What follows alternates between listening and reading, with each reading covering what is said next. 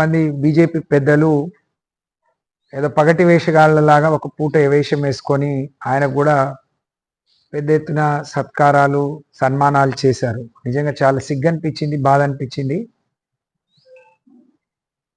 నితిన్ నబి గారు ఏదైతే భారతీయ జనతా పార్టీ జాతీయ అధ్యక్షుడు గారు మాట్లాడిన అనేక విషయాలను నేను తీవ్రంగా ఖండిస్తా ఉన్నాను.